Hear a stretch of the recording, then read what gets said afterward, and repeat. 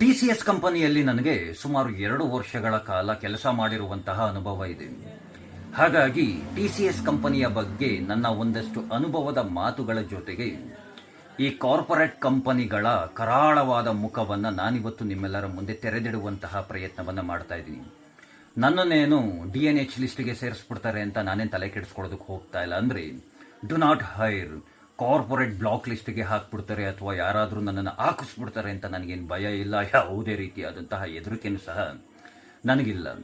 ಈ ಕಾರ್ಪೊರೇಟ್ ಕಂಪನಿಗಳಲ್ಲಿ ಅಮಾಯಕ ಮುಗ್ಧ ಹೆಣ್ಣು ಮಕ್ಕಳನ್ನು ಯಾವ ರೀತಿಯಾಗಿ ತಮ್ಮ ಮೋಸದ ಬಲೆಗೆ ಬೀಳಿಸ್ಕೊಳ್ತಾರೆ, ಹಾಗೆ ಅವರನ್ನು ಯಾವ ರೀತಿಯಾಗೆಲ್ಲ ಬಳಕೆಯನ್ನು ಮಾಡಿಕೊಳ್ತಾರೆ, ಅವರಿಗೆ ಯಾವ ಯಾವ ರೀತಿಯಾದಂತಹ ಕೆಟ್ಟ ಚಟಗಳನ್ನೆಲ್ಲ ಅಭ್ಯಾಸವನ್ನು ಮಾಡಿಸ್ತಾರೆ, ಅದು ಹೇಗೆ ಮಾಡಿಸ್ತಾರೆ, ಮದುವೆಯಾಗಿರುವಂತಹ ಮಹಿಳೆಯರ ಜೊತೆಯಲ್ಲಿ ಕಾರ್ಪೊರೇಟ್ ಸೆಕ್ಟರ್ಗಳಲ್ಲಿ ಯಾವ ರೀತಿಯಾಗಿ ಅಸಭ್ಯವಾಗಿ ನಡೆದುಕೊಳ್ತಾರೆ, ಜೊತೆಗೆ ಈ ನಮ್ಮ ಬೆಂಗಳೂರಿನಲ್ಲಿರುವಂತಹ ಕಾರ್ಪೊರೇಟ್ ಕಂಪನಿಗಳಲ್ಲಿ ದೇಶದ್ರೋಹಿಗಳು ನಮ್ಮ ದೇಶದ ಯಾವ ಯಾವ ಮೂಲೆಗಳಿಂದ ಯಾವ ಯಾವ ರೀತಿಯಾಗಿ ಯಾವ ಯಾವ ವೇಷದಲ್ಲಿ ಬಂದು ಸೇರ್ಕೊಂಡಿದ್ದಾರೆ ಎಂಬುವಂತಹ ಎಲ್ಲ ವಿಷಯಗಳನ್ನು ನಾನಿವತ್ತು ನೇರವಾಗಿಯೇ ನಿಮ್ಮೆಲ್ಲರ ಮುಂದೆ ತೆರೆದಿಡುವಂತಹ ಪ್ರಯತ್ನವನ್ನು ಮಾಡ್ತಾ ಇದ್ದೀನಿ.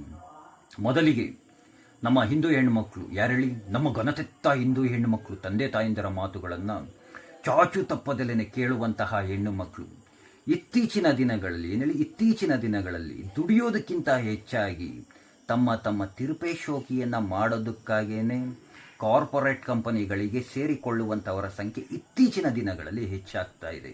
ಹಾಗೆಯೇ ಮನೆಯಲ್ಲಿ ನಮಗೆ ಮದುವೆ ಮಾಡಿಬಿಡ್ತಾರೆ ಅಂತೆಲ್ಲ ಹೆದರುಕೊಂಡು ಭಯಪಟ್ಟು ದೂರದ ಊರುಗಳಿಂದ ಬೆಂಗಳೂರಿಗೆ ಬಂದು ಬೆಂಗಳೂರಿನಲ್ಲಿರುವಂತಹ ಯಾವುದೋ ಒಂದು ಕಂಪನಿಯಲ್ಲಿ ಕೆಲಸವನ್ನು ಪಡೆದುಕೊಂಡು PGಯಲ್ಲಿ ಉಳಿದುಕೊಳ್ಳುವಂತಹ ಹೆಣ್ಣು ಮಕ್ಕಳು, ಈ ರೀತಿಯಾಗಿ ತಂದೆ ತಾಯಿಯನ್ನು ಬಿಟ್ಟು ದೂರದ ಊರುಗಳಿಂದ ಬೆಂಗಳೂರಿಗೆ ಬಂದು ಯಾರೆಲ್ಲ PGಯಲ್ಲಿ ಉಳ್ಕೊಂಡಿರ್ತಾರೆ, ಇಂತಹ ಹೆಣ್ಣು ಮಕ್ಕಳಲ್ಲಿ ಆಲ್ಮೋಸ್ಟ್ ನಾವುಗಳೆಲ್ಲ ಗಮನಿಸಿರೋ ಹಾಗೆ ತುಂಬ ಮಾನಸಿಕವಾದಂತಹ ಒತ್ತಡಗಳನ್ನು ಅನುಭವಿಸ್ತಾ ಇರ್ತಾರೆ. ಕಂಪ್ನಿಯಲ್ಲಿ ಒಂದು ರೀತಿಯಾದಂತಹ ಒತ್ತಡ ಇರುತ್ತೆ, ತಂದೆ ತಾಯಿನ ಬಿಟ್ಟು ದೂರದ ಊರುಗಳಿಂದ ಬಂದಿರ್ತಾರೆ, ಹೊಸದಾದಂತಹ ಜಾಗ, ಹೊಸದಾದಂತಹ ವೆದರ್. ಕೆಲವೊಂದಷ್ಟು ಹೆಣ್ಣು ಮಕ್ಕಳು ಡಿಪ್ರೆಷನ್ಗೆ ಸಹ ಹೊರಟೋಗ್ಬಿಟ್ಟಿರ್ತಾರೆ. ಇಂತಹ ಹೆಣ್ಣು ಮಕ್ಕಳನ್ನೇ ಮುಖ್ಯವಾಗಿ ಟಾರ್ಗೆಟ್ ಮಾಡುವಂತಹದ್ದು ಕಂಪನಿಗಳಲ್ಲಿ. ಇಂತಹ ಹೆಣ್ಣು ಮಕ್ಕಳನ್ನು ಟಾರ್ಗೆಟ್ ಮಾಡಿ ತಮ್ಮ ಮೋಸದ ಬಲಿಯಲ್ಲಿ ಬೀಳಿಸ್ಕೊಂಡು ತಮ್ಮ ವೈಯಕ್ತಿಕ ಉದ್ದೇಶಗಳಿಗಾಗಿ ಇಂತಹ ಹೆಣ್ಣು ಮಕ್ಕಳನ್ನೇ ಬಳಕೆಯನ್ನು ಮಾಡಿಕೊಳ್ತಾರೆ. ಮನೆಯಲ್ಲಿರುವಂತಹ ತಂದೆ ತಾಯಿಯಂದಿರು ಪ್ರತಿ ತಿಂಗಳು ನಿಮ್ಮ ಮನೆಯ ಹೆಣ್ಣು ಮಗಳ ಮಾನಸಿಕವಾದಂತಹ ಆರೋಗ್ಯ ಯಾವ ರೀತಿಯಾಗಿದೆ, ಏನಾದರೂ ಬದಲಾವಣೆಗಳು ಕಾಣಿಸ್ತಾ ಇದೆಯಾ, ಅಥವಾ ಮಾನಸಿಕವಾಗಿ ಒತ್ತಡದಲ್ಲಿದ್ದಳ ನಿಮ್ಮ ಮನೆಯ ಮಗಳು, ಇಂತಹ ವಿಷಯಗಳ ಬಗ್ಗೆ ಹೆಚ್ಚಿನ ಗಮನವನ್ನು ಪ್ರತಿ ತಿಂಗಳು ನೀಡ್ತಾ ಇರಿ. ಸಾಧ್ಯವಾದಷ್ಟು ನೀವೇನೇ ಬಂದು ಹೋಗುವಂತಹ ಕೆಲಸವನ್ನು ಮಾಡ್ತಾ ಇರಿ. ಈ ರೀತಿಯಾಗಿ ಮಾನಸಿಕ ಖಿನ್ನತೆ ಇರುವಂತಹ ಹೆಣ್ಣು ಮಕ್ಕಳನ್ನು ನೀವು ತಂದೆ ತಾಯಂದಿರು ಕೈ ಬಿಟ್ಟರೆ ಅಥವಾ ಸರಿಯಾಗಿ ಗಮನಿಸಲಿಲ್ಲ ಅಂತಂದರೆ PGಗಳ ಸುತ್ತಮುತ್ತ ಇರುವಂತಹ ಕೆಲವೊಂದಷ್ಟು ಟೀಮ್ಗಳನ್ನೇ ಇದ್ದಾವೆ, ಅಂಥವರು ತುಂಬ ಚೆನ್ನಾಗಿಯೇ ಗಮನಿಸ್ತಾರೆ. ನಂತರ ನಾನೇನು ಹೇಳುವಂತಹ ಅವಶ್ಯಕತೆ ಇಲ್ಲ. ನಿಮ್ಮ ಮನೆಯ ಹೆಣ್ಣು ಮಗಳ ಜೀವನ ಯಾವ ರೀತಿಯಾಗುತ್ತೆ ಅಂತಂದ್ಬಿಟ್ಟು ಪ್ರತಿದಿನ ನ್ಯೂಸ್ಗಳಲ್ಲೇ ನೋಡ್ತಾನೆ ಇದ್ದೀರಾ. ನೀವು ತಂದೆ ತಾಯಿಯಂದಿರು ಧಾರಾವಾಹಿನ ನೋಡೋದನ್ನು ಒಂದು ಸ್ವಲ್ಪ ಕಡಿಮೆ ಮಾಡಿ ಪ್ರತಿದಿನ ನ್ಯೂಸ್ ನೋಡುವುದನ್ನು ಕಲಿಯೋದನ್ನು ಮೊದಲು ಪ್ರಾಕ್ಟೀಸ್ ಮಾಡಿಕೊಳ್ಳಿ. ಈ promotion, project change, hike, appraisal ಇಂತಹ ವಿಚಾರಗಳನ್ನು ಇಟ್ಕೊಂಡು, ಇಂತಹ ವಿಷಯಗಳನ್ನು ಇಟ್ಕೊಂಡು ಪರ್ಟಿಕ್ಯುಲರ್ ಆಗಿ ಹಿಂದೂ ಹೆಣ್ಣು ಮಕ್ಕಳನ್ನೇ ಟಾರ್ಗೆಟ್ ಮಾಡಿ, ಹಿಂದೂ ಹೆಣ್ಣು ಮಕ್ಕಳನ್ನೇ ಟಾರ್ಗೆಟ್ ಮಾಡಿ ಜಿಹಾದ್ ಮಾಡ್ತಾಯಿದ್ರು, ಮತಾಂತರವನ್ನು ಮಾಡ್ತಾಯಿದ್ರು, ಅವರ ಜೊತೆ ದೇಹ ಸಂಬಂಧವನ್ನು ಬೆಳೆಸ್ತಾ ಇದ್ರು ಅಂದರೆ ಒಮ್ಮೆ ನಾವೆಲ್ಲ ಯೋಚನೆಯನ್ನು ಮಾಡಲೇಬೇಕಾಗುತ್ತೆ. ಅದು TCS ಕಂಪನಿಯಲ್ಲಿ ನಿಜವಾಗಿ ಈ ವಿಷಯವನ್ನು ಕೇಳಿದಾಗ ನಾನೇ ಗಾಬರಿ ಆಗೋದೆ. ನಾನು TCS ಅಂತಲೇ ಯಾಕೆ ಹೇಳ್ತಾ ಇದ್ದೀನಿ ಅಂದರೆ, ನಾನು ಬೆಂಗಳೂರಿನಲ್ಲಿರುವಂತಹ ಅನೇಕ ಕಂಪನಿಗಳಲ್ಲಿ ಕೆಲಸ ಮಾಡಿದ್ದೀನಿ. ಹಾಗೆ TCSನಲ್ಲೂ ಸಹ ಕೆಲಸವನ್ನು ಮಾಡಿದ್ದೀನಿ. ಬೇರೆ ಕಂಪನಿಗಳ ಜೊತೆಗೆ ಹೋಲಿಕೆಯನ್ನು ಮಾಡಿ ನೋಡಿದ್ರೆ, TCS ಜೊತೆಗೆ ಬೇರೆ ಕಂಪನಿಗಳನ್ನು ಹೋಲಿಕೆಯನ್ನು ಮಾಡಿ ನೋಡಿದ್ರೆ TCS ಕಂಪನಿಯಲ್ಲಿ ಹೆಣ್ಣು ಮಕ್ಕಳಿಗೆ ಹೆಚ್ಚಿನ ಭದ್ರತೆಯನ್ನು ನೀಡಲಾಗುತ್ತೆ, ಹಾಗೆ ಹೆಚ್ಚಿನ ರಕ್ಷಣೆಯನ್ನು ನೀಡಲಾಗುತ್ತೆ.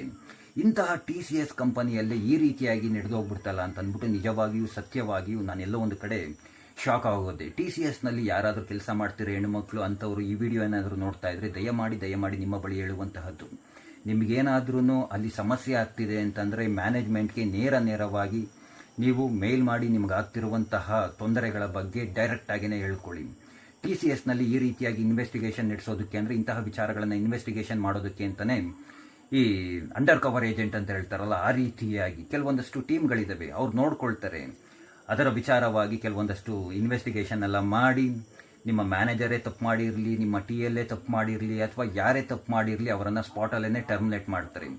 ದಯಮಾಡಿ ಕಂಪನಿಗಳಲ್ಲಿ ಕೆಲಸ ಮಾಡ್ತಿರುವಂತಹ ಹೆಣ್ಣು ಮಕ್ಕಳ ಬಳಿ ನಾನು ಹೇಳುವಂತಹದ್ದು, ನಿಮಗಾಗುವಂತಹ ತೊಂದರೆಯನ್ನು ನೇರವಾಗಿ ಮ್ಯಾನೇಜ್ಮೆಂಟ್ಗೆ ತಿಳಿಸುವಂತಹ ಕೆಲಸವನ್ನು ಮಾಡಿ.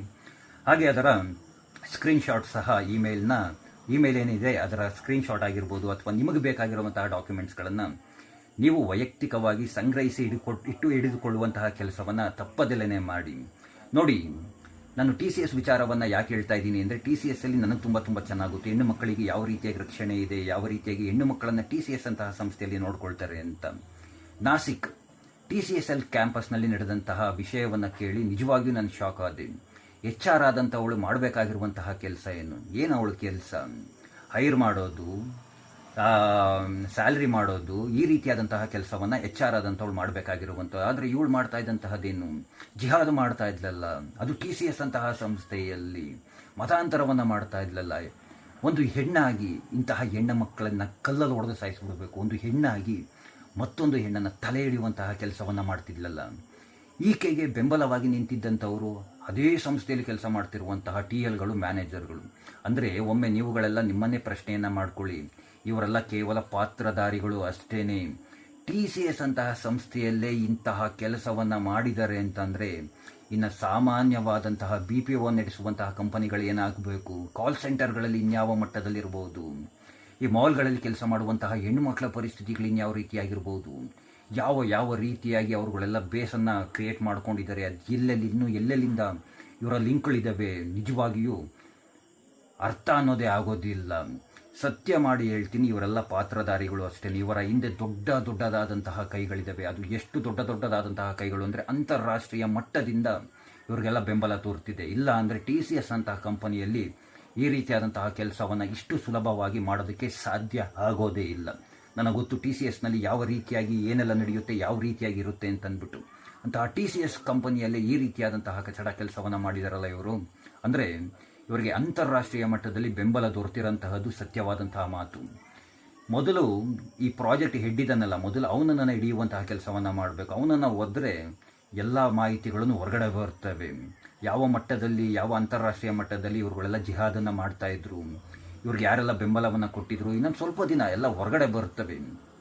ಹೊಸದಾಗಿ ಯಾರೆಲ್ಲ ಕಾರ್ಪೊರೇಟ್ ಕಂಪನಿಗಳಿಗೆ ಅಂದರೆ MNCಗಳಿಗೆ ಕೆಲಸಕ್ಕೆ ಅಂತ ಬರ್ತಾ ಇದ್ದಾರೆ ಹೆಣ್ಣು ಮಕ್ಕಳು, ನಿಮಗೆಲ್ಲ ಒಂದು ಕಿವಿ ಮಾತನ್ನು ನಾನು ಹೇಳ್ತೀನಿ. ಈ ಮಾತನ್ನು ಕಿವಿಗೆ ಹಾಕ್ಕೊಳ್ಳಿ. ಕಾರ್ಪೊರೇಟ್ ಕಂಪನಿಗಳು ನಿಮ್ಮ ಕಾಲೇಜ್ಗಳಲ್ಲ, ನಿಮ್ಮ ಮನೆಗಳಲ್ಲ, ಇದನ್ನು ಫಸ್ಟು ತಿಳ್ಕೊಳ್ಳಿ. ಹಾಗೆ ಕಾರ್ಪೊರೇಟ್ ಕಂಪನಿಗಳಿಗೆ ಬಂದ ನಂತರ ಅವ್ರು ಯಾರೂ ನಿಮ್ಮ ಸ್ನೇಹಿತರಲ್ಲ, ನಿಮ್ಮ ಜೊತೆಯಲ್ಲಿ ಕೆಲಸ ಮಾಡುವಂಥವರು, ನಿಮ್ಮ ಸಂಬಂಧಿಕರಲ್ಲ. ದಯಮಾಡಿ ಹೆಣ್ಣು ಮಕ್ಕಳ ಬಳಿ, ನಿಮ್ಮ ಬಳಿ ಕೇಳಿಕೊಳ್ಳುವಂತಹದ್ದು ನಿಮ್ಮ ವೈಯಕ್ತಿಕ ವಿಚಾರಗಳನ್ನು, ನಿಮ್ಮ ಕಷ್ಟಗಳನ್ನು, ನಿಮ್ಗಾಗ್ತಿರುವಂತಹ ತೊಂದರೆಗಳನ್ನು, ನಿಮ್ಮ ಬಳಿ ಇರುವಂತಹ ನಿಮ್ಮ ಹಣದ ಸಮಸ್ಯೆಯನ್ನು, ಏನಾದರೂ ಲೋನ್ ತೊಗೊಂಡಿದ್ದರೆ ಈ ರೀತಿಯಾದಂತಹ ವಿಷಯಗಳನ್ನು ದಯಮಾಡಿ ನಿಮ್ಮ ಅಕ್ಕಪಕ್ಕದಲ್ಲಿ ಕೆಲಸ ಮಾಡುವಂಥವರ ಯಾರ ಜೊತೆಯೂ ಚರ್ಚೆಯನ್ನು ಮಾಡೋದಕ್ಕೆ ಹೋಗಬೇಡಿ.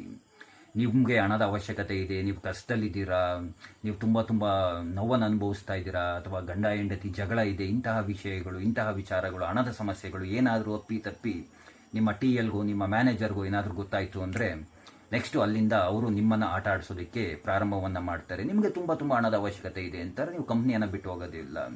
ನಿಮ್ಗೆ ಅಲ್ಲಿ ಕೆಲಸ ಅನ್ನೋದು ಬೇಕೇ ಬೇಕಾಗಿರುತ್ತೆ, ನಿಮಗೆ ಅಪ್ರೈಸಲ್ ತುಂಬ ಚೆನ್ನಾಗಿ ಬೇಕೇ ಬೇಕಾಗಿರುತ್ತೆ, ಹೈಕ್ ಬೇಕಾಗಿರುತ್ತೆ, ತುಂಬ ಹಣದ ಸಮಸ್ಯೆಯಲ್ಲಿರ್ತೀರ. ಇಂತಹ ಕೆಲವೊಂದಷ್ಟು ನಿಮ್ಮ ವೈಯಕ್ತಿಕವಾದಂತಹ ವಿಚಾರಗಳನ್ನು ಇಟ್ಕೊಂಡು ಹೆಚ್ಚು ಕೆಲಸವನ್ನು ಮಾಡಿಸ್ಕೊಳ್ಬೋದು, ಅಥವಾ ನಿಮ್ಮನ್ನೇ ವೈಯಕ್ತಿಕವಾಗಿ ಬಳಕೆಯನ್ನು ಸಹ ಮಾಡಿಕೊಳ್ಬೋದು. ಆ ರೀತಿಯಾದಂತಹದ್ದನ್ನು ನಾವು ತುಂಬಾ ನೋಡಿದ್ದೀವಿ. ಹಾಗೆಯೇ ಹೆಣ್ಣು ಮಕ್ಕಳು ಏನು ಸಾಮಾನ್ಯದವರಲ್ಲ. ಅಪ್ರೈಸಲ್ ವಿಚಾರವಾಗಿ ಬಂದಾಗ ಅಥವಾ ಪ್ರಮೋಷನ್ ವಿಚಾರಗಳೆಲ್ಲ ಬಂದಾಗ ಬೇರೆ ಬಿಡಿ, ಅದನ್ನು ಇವಾಗ ಮಾತನಾಡುವಂತಹ ಸಮಯ ಅಲ್ಲ. ದಯಮಾಡಿ ಹೆಣ್ಣುಮಕ್ಕಳು ನಿಮ್ಮ ವೈಯಕ್ತಿಕ ವಿಚಾರಗಳನ್ನು ಯಾವತ್ತೂ ಎಂದಿಗೂ ನಿಮ್ಮ ಜೊತೆಯಲ್ಲಿ ಕೆಲಸ ಮಾಡೋಂಥವರ ಬಳಿ ಹೇಳ್ಕೊಳ್ಳೋದಕ್ಕೆ ಹೋಗಬೇಡಿ. ಹಾಗೆ ಹೊಸದಾಗಿ ಕಾರ್ಪೊರೇಟ್ ಕಂಪನಿಗಳಿಗೆ ಸೇರಿಕೊಂಡಿರುವಂತಹ ಹೆಣ್ಣುಮಕ್ಕಳು, ಹೊಸದಾಗಿ ಕೆಲಸಕ್ಕೆ ಸೇರಿಕೊಂಡಿರ್ತೀರ, ಮೊದಲು 2 ತಿಂಗಳು ಸಂಬಳವನ್ನು ತೆಗೆದುಕೊಂಡಿರ್ತೀರ, ಶೋಕಿ ಮಾಡಬೇಕು. ಏನೇಳಿ ಕಾಲೇಜ್ ಲೈಫ್ ಮುಗಿಸ್ಕೊಂಡು ಕಾರ್ಪೊರೇಟ್ ಲೈಫ್ ಬಂದಿರ್ತೀರ, ಶೋಕಿ ಮಾಡಬೇಕು, ವೀಕೆಂಡ್ ಪಾರ್ಟಿಗಳಿಗೆ ಹೋಗಬೇಕು. ಈ ರೀತಿಯಾಗಿ ವೀಕೆಂಡ್ ಪಾರ್ಟಿಗಳಿಗೆ, ಹಾಗೆ ಕ್ಲೈಂಟ್ಸ್ ಪಾರ್ಟಿಗಳಿಗೆ ಹೋಗೋದಕ್ಕಿಂತ ಮುಂಚೆ ನೀವು ಯಾರ ಜೊತೆ ಹೋಗ್ತಾ ಇದ್ದೀರಾ, ಎಲ್ಲಿಗೆ ಹೋಗ್ತಾ ಇದ್ದೀರಾ, ನೀವು ಕುಡಿಯೋದಕ್ಕಿಂತ ಮುಂಚೆ ಏನು ಕುಡಿತಾ ಇದ್ದೀರಾ, ಹಾಗೆ ಸೇದೋದಕ್ಕಿಂತ ಮುಂಚೆ ಏನು ಸೇದ್ತಾ ಇದ್ದೀರಾ, ಇದೆಲ್ಲದರ ಬಗ್ಗೆ ಹೆಚ್ಚು ಹೆಚ್ಚು ಗಮನವನ್ನು ವಹಿಸಿ. ಇಲ್ಲ ಅಂತಂದರೆ ನೀವು ಕುಡಿಯೋದ್ರಲ್ಲಿ ಏನೆಲ್ಲ ಮಿಕ್ಸ್ ಮಾಡ್ಬೋದು, ಅಥವಾ ನೀವು ಸೇದೋದ್ರಲ್ಲಿ ಏನು ಬೇಕಾದ್ರೂ ಸೇದಿಸ್ಬೋದು. ನಿಮಗೆ ಇಂತಹ ವಿಚಾರಗಳನ್ನು ಹೇಳಿದ್ರೆ ಅಯ್ಯೋ ಇವನೊಬ್ಬ ಕೋಮುವಾದಿ ಹಾಗೆ ಹೀಗೆ ಅಂತ ಅಂದ್ಬಿಟ್ಟು ತಿಳ್ಕೊಳ್ತೀರ. ಇವುಗಳೆಲ್ಲ ನಾವು ಬೇರೆ ಬೇರೆ ಕಂಪನಿಗಳಲ್ಲಿ ಹಾಗೆ ಹೊರಗಡೆ ಕೇಳಿರುವಂತಹದ್ದು, ಕೆಲವೊಂದಷ್ಟು ನೋಡಿರುವಂತಹದ್ದು. TCS ಅಂತ ಹೇಳಿದ್ನಲ್ಲ, TCS ನಾನಿದ್ದಿದ್ದು ಥಿಂಕ್ ಕ್ಯಾಂಪಸ್ನಲ್ಲಿ. ಈ ವಿಡಿಯೋನ ಯಾರಾದರೂ ನೋಡ್ತಾ ಇದ್ರೆ ಬ್ಯಾಕ್ ಗೇಟ್ ಇದೆಯಲ್ಲ, ಆ ಬ್ಯಾಕ್ ಗೇಟಲ್ಲಿ ಹಿಂದೆ ಹೋಗಿ ಹಾಗೆ ನೀವು ಆ ಒಳಗಡೆ ಹೋದರೆ ಮೆಸ್ಗಳಿದೆಯಲ್ಲ, ಆಂಧ್ರ ಮೆಸ್ಗಳೆಲ್ಲ ಇದೆಯಲ್ಲ, ರಾತ್ರಿ ಊಟಕ್ಕೆ ಹೋಗ್ತೀವಲ್ಲ ನಾವುಗಳೆಲ್ಲ, ಆ ಕಡೆ ಹಿಂದೆ ಹೋಗಿ ಅದೆಷ್ಟು ಸ್ಮೆಲ್ ಬರುತ್ತೆ, ಗಾಂಜಾ ಸ್ಮೆಲ್ಲು ಅಂತ ಅಂದ್ಬಿಟ್ಟು. TCSನಲ್ಲಿ ಅದೆಷ್ಟು ಜನ ಇದ್ದಾರೆ, ಎಲ್ಲ ಗಾಂಜಾ ಹೊಡೆದ್ಬಿಟ್ಟು ಒಳಗಡೆ ಬಂದ್ಬಿಟ್ಟು ಕೆಲಸ ಮಾಡೋಂಥವ್ರು ಇದ್ದಾರೆ. TCS ಮಾತ್ರ ಅಲ್ಲ, ಇನ್ನೂ ಅನೇಕ ಕಂಪನಿಗಳಲ್ಲಿ ಎಲ್ಲ ಸೇದ್ಬಿಟ್ಟೇನೆ, ಗಾಂಜಾ ಹೊಡೆದ್ಬಿಟ್ಟೇನೆ ಬಂದ್ಬಿಟ್ಟು ಕೆಲಸ ಮಾಡ್ತಾರೆ. ಅದು ಏನು ಕೆಲಸ ಮಾಡ್ತಾರೋ, ಹೀಗೆ ಕೆಲಸ ಮಾಡ್ತಾರೋ ನಮಗಂತೂ ಗೊತ್ತಿಲ್ಲ. ಇನ್ನು ತುಂಬ ಜನ ಡ್ರಿಂಕ್ಸ್ ಮಾಡೇ ಬಂದು ಕೆಲಸ ಮಾಡೋಂಥವ್ರು ಇದ್ದಾರೆ. ತುಂಬ ಇದೆ. ನಾವುಗಳು ಇಂತಹ ವಿಚಾರಗಳನ್ನೆಲ್ಲ ಹೇಳೋದಕ್ಕಾಗೋದಿಲ್ಲ. ಇಲ್ಲಿ ಹೆಣ್ಣುಮಕ್ಳು ವಿಚಾರ ಆಗಿರೋದ್ರಿಂದ ಹೆಣ್ಣುಮಕ್ಳು ವಿಚಾರವನ್ನು ಮಾತ್ರ ಹೇಳ್ತಾ ಇದ್ದೀನಿ. ದಯಮಾಡಿ ಹೆಣ್ಣುಮಕ್ಳು ಕ್ಲೈಂಟ್ಸ್ ಪಾರ್ಟಿ, ಆ ಪಾರ್ಟಿ ಈ ಪಾರ್ಟಿ ಅಂತ ಅಂದ್ಬಿಟ್ಟು ಹೊರಗಡೆ ಹೋಗೋದಕ್ಕಿಂತ ಮುಂಚೆ ಸ್ವಲ್ಪ ಹೆಚ್ಚಿನ ಗಮನವನ್ನು ಕೊಡಿ. ಹೆಚ್ಚಿನ ಗಮನವನ್ನು ಕೊಟ್ಟು ಪಾರ್ಟಿಗಳಿಗೆ ಹೋಗಿ, ಕೆಪಾಸಿಟಿ ಇಲ್ಲ ಅಂದ್ರೂ ಹೆಚ್ಚು ಕುಡಿಯೋದಕ್ಕೆ ಹೋಗಬೇಡಿ, ಅಥವಾ ಅವ್ರು ಕೊಟ್ಟಿದ್ದನ್ನೆಲ್ಲ ಸೇದೋದಕ್ಕೆ ಹೋಗಬೇಡಿ. ನಾವೆಲ್ಲ ಇವನ್ನೆಲ್ಲ ನೋಡಿರೋಂಥವ್ರು. ಕಾರ್ಪೊರೇಟ್ ಕಂಪನಿಗಳಲ್ಲಿ ಕೆಲಸ ಮಾಡುವಂತಹ ಹೆಣ್ಣು ಮಕ್ಕಳು ಏನೇನು ಕೆಲಸಗಳನ್ನು ಮಾಡ್ತಾರೆ, ಯಾವ ರೀತಿಯಾದಂತಹ ಆಟಗಳನ್ನು ಆಡ್ತಾರೆ, ನೀವೆಲ್ಲ ಏನೇನು ಮಾಡ್ತೀರಾ, ಎಲ್ಲ ನಾವುಗಳೆಲ್ಲ ಪ್ರತಿದಿನ ನೋಡುವಂತಹದ್ದೇನೆ. ಹಾಗಾಗಿ ಹೇಳ್ತಾ ಇದ್ದೀನಿ, ನಿಮ್ಮ ಲೈಫು ಒಂದು ಸಲ ಏನಾದರೂ ಹಾಳಾಯಿತು ಅಂತಂದರೆ ಯಾರೂ ಬರೋದಿಲ್ಲ, ನಿಮ್ಮ ಗಂಡನೂ ಬರೋದಿಲ್ಲ, ನಿಮ್ಮ ತಂದೆ ತಾಯಿಂದರು ಬರೋದಿಲ್ಲ, ಅಂತಹ ಪರಿಸ್ಥಿತಿಗೆ ಹೊರಟೋಗ್ಬಿಡ್ತೀರ. ಹಾಗಾಗಿ ದಯಮಾಡಿ ನಾನು ಹೆಣ್ಣು ಮಕ್ಕಳಲ್ಲಿ ಕೇಳಿಕೊಳ್ಳುವಂತಹದ್ದು, ನೀವು ಪಾರ್ಟಿಗಳಿಗೆ ಹೋಗಿ, ಅಲ್ಲಿ ಹೋಗಿ ಬೇಡ ಅಂತ ಹೇಳೋದಿಲ್ಲ, ಬಟ್ ಯಾರ ಜೊತೆ ಹೋಗ್ತಿದ್ದೀರಾ, ಏನು ಮಾಡ್ತಾ ಇದ್ದೀರಾ ಅನ್ನೋ ವಿಚಾರಗಳನ್ನು ಸರಿಯಾಗಿ ತಿಳ್ಕೊಳ್ಳಿ. ನಮ್ಮ ಧರ್ಮದ ಬಗ್ಗೆ ಯಾರಾದರೂ ಅಕ್ಕಪಕ್ಕದಲ್ಲಿರೋನು ಮಾತಾಡಿದಾಗ ಅದನ್ನು ಖಂಡಿಸಿ. ಏನು ಖಂಡಿಸಂತಹದ್ದು ಏನು ದೊಡ್ಡ ವಿಚಾರ ಏನು ಆಗೋದಿಲ್ಲ ಕಾರ್ಪೊರೇಟ್ ಸೆಕ್ಟರ್ನಲ್ಲಿ. ಹಾಗೆಯೇ ನಾನು ನಿಮ್ಮೆಲ್ಲರ ಬಳಿ ಮತ್ತೆ ಕೇಳಿಕೊಳ್ಳುವಂತಹದ್ದು, ತುಂಬ ಎಚ್ಚರವನ್ನು ವಹಿಸಿ ತಂದೆ ತಾಯಂದಿರು. ಈ ದೇಶದ್ರೋಹಿಗಳು ಅಂತ ಹೇಳಿದ್ನಲ್ಲ, ಈ ದೇಶದ್ರೋಹಿಗಳೆಲ್ಲ ಎಲ್ಲಿಂದ ಬರ್ತಾರೆ ಗೊತ್ತಾ? ಕಾಶ್ಮೀರದಿಂದ ಬರುವಂಥವರೇ ಅತಿ ಹೆಚ್ಚಿನ ದೇಶದ್ರೋಹಿಗಳು. ಬೆಂಗಳೂರಿನಲ್ಲಿ ಎಷ್ಟು ಜನ ಕಾಶ್ಮೀರಿಗಳು ಸಿಗ್ತಾರೆ ಗೊತ್ತಾ? ಹಾಗೆ ಇನ್ನೊಂದು ಮಾತನ್ನು ಹೇಳ್ತೀನಿ, ನಾನು TCSನ ಟಾಟಾ ಕನ್ಸಲ್ಟೆನ್ಸಿ ಸರ್ವಿಸಸ್ ಅಂತ ಕರೀತಾ ಇರಲಿಲ್ಲ, ತಮಿಳ್ ಕನ್ಸಲ್ಟೆನ್ಸಿ ಸರ್ವಿಸಸ್ ಅಂತ ಕರೀತಾ ಇದ್ದೆ. ಯಾಕಂದರೆ ಅಲ್ಲಿ ಆಲ್ಮೋಸ್ಟ್ ಎಲ್ಲ ಇದ್ದಿದ್ದೆಲ್ಲ ತಮಿಳಿಯನ್ಸ್ಗಳೇ, ಅದರಲ್ಲೂ ಹೆಚ್ಚಾಗಿ ಮತಾಂತರ ಆಗಿರುವಂತಹ ತಮಿಳಿಯನ್ಸ್ಗಳೇ. ನನಗೊಂದೆರಡು ಸಲ ಟ್ರೈ ಮಾಡಿದರು, ನಾವು ಗೊತ್ತಲ್ಲ ಅಂತ ಸುಲಭವಾಗಿ ಅವ್ರ ಕೈಗೆಲ್ಲ ತಗ್ಲಾಕೊಳ್ಳುವಂತಹ ಮನುಷ್ಯರಲ್ಲ. ಹಾಗಾಗಿನೇ ಇಂತಹ ವ್ಯಕ್ತಿಗಳ ಬಗ್ಗೆ ತುಂಬ ಎಚ್ಚರವನ್ನು ವಹಿಸಿ, ಈ ಕಾಶ್ಮೀರದಿಂದ ಯಾರೆಲ್ಲ ಬಂದಿದ್ದಾರೆ ಅಂಥವ್ರ ಕೈಗೆ ಒಮ್ಮೆ ಭಾರತದ ಬಾವುಟವನ್ನು ಕೊಟ್ಟು ನೋಡಿ, ಅವ್ರ ಕೈಯಲ್ಲೂ ಸಹ ಮುಟ್ಟೋದಿಲ್ಲ. ಅಂತಹ ದೇಶದ್ರೋಹಿಗಳು ಅವ್ರುಗಳೆಲ್ಲ.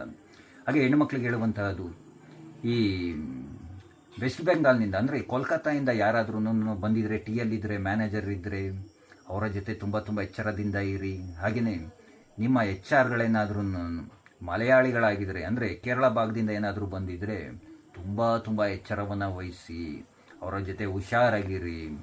ಈ ಕಾರ್ಪೊರೇಟ್ ಕಂಪನಿಗಳಲ್ಲಿ ಏನು ಟ್ಯಾಲೆಂಟ್ ಇಟ್ಕೊಂಡೆ ಕೆಲಸವನ್ನು ತೆಗೆದುಕೊಳ್ಬೇಕು ಅಂತ ಏನಿಲ್ಲ. ಇತ್ತೀಚಿನ ದಿನಗಳಲ್ಲಿ ಅದೊಂದು ರೀತಿಯಾದಂತಹ ಜಾಲ ಆಗಿಬಿಟ್ಟಿದೆ. ಅವ್ರ ಕಡೆಯವ್ರು ಯಾರು ಒಬ್ಬ ಅಲ್ಲಿ ಕೂತಿದ್ದ, ಒಂದು ಪ್ಲೇಸಲ್ಲಿದ್ದ ಅಂತಂದರೆ ಅವ್ರಿಗೆ ಬೇಕಾಗಿರೋಂಥವ್ರನ್ನೇ ಸೆಲೆಕ್ಟ್ ಮಾಡ್ಕೊಳ್ತಾ ಇರ್ತಾನೆ. ಇಲ್ಲೂ ಅದೇ ರೀತಿಯಾಗಿ ಆಗಿರುವಂತಹದ್ದು ನಾಸಿಕ್ನಲ್ಲಿ. ಅವ್ರಿಗೆ ಬೇಕಾಗಿರುವಂಥವ್ರನ್ನೇ ಅವರು ಹೈರ್ ಮಾಡ್ಕೊಂಡಿದ್ದಾರೆ. ಅವ್ರಿಗೆ ಬೇಕಾಗಿರುವಂತಹ ಜಾಗದ ಪ್ರಾಜೆಕ್ಟ್ಗಳಿಗೇನೇ ಅವರನ್ನು ಪ್ಲೇಸ್ಮೆಂಟ್ ಮಾಡಿದ್ದಾರೆ. ಇವುಗಳನ್ನೇನು ಕಾರ್ಪೊರೇಟ್ ಸೆಕ್ಟರಲ್ಲಿ ಮಾಡುವಂತಹದ್ದು ಏನು ದೊಡ್ಡ ವಿಚಾರಗಳಲ್ಲ. ನಾನು HR ಡಿಪಾರ್ಟ್ಮೆಂಟಲ್ಲಿ ಕೆಲಸ ಮಾಡಿರೋದಕ್ಕೆ ನಾನು ಹೇಳ್ತಾ ಇರುವಂತಹದ್ದು.